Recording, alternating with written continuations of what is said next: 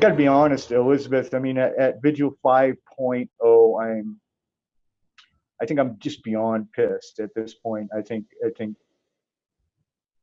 you know, I don't know.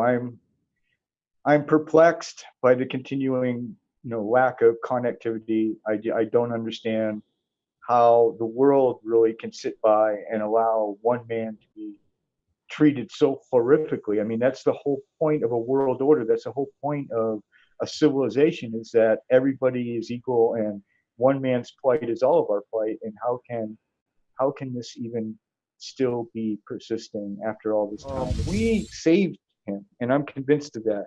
I want to remind people that, like, 5 vigils back, we were sitting here.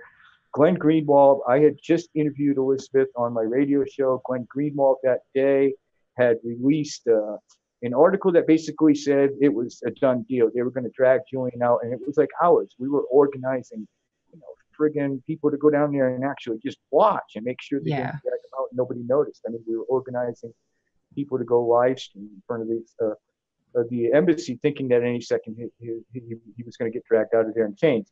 That's no longer the case. As of this week, his citizenship has been reaffirmed by the Ecuadorian government. The foreign minister just a few days ago reaffirmed that his asylum remains in place. This, to my mind, is not only a gigantic victory, but it's our victory. This is where it begins. It begins with Unity for Julian. We are the core. We are the people who already know. We're already preached to. We already got it. Okay, but then we got to get our shit together and bring this message to the world the same way that, as Susie has brought up so many times, the way they brought the Mandela movement to the world, the way the anti-apartheid movement brought that to the attention of the world and got that job done.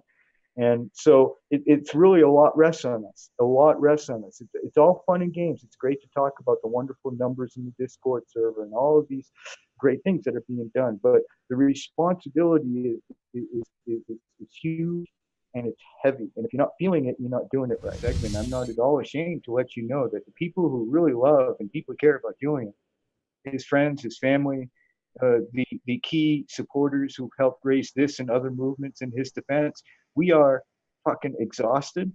We are emotionally drained beyond words. I want you to try to imagine that this were your friend or your family member, not just some abstract blonde dude that you saw on television.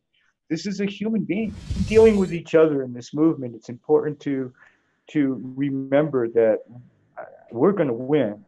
Julian's going to get out of there, and we're going to stop doing this someday. We're not going to be doing this someday, but all of us are still going to exist. We're all still going to be activists in the overall information activism movement, if that's where you're coming from, or whatever part of life you came to Unity4J from, you're going back to that life, and we're all going to have to deal with each other. A lot of us knew each other before we even started this whole thing.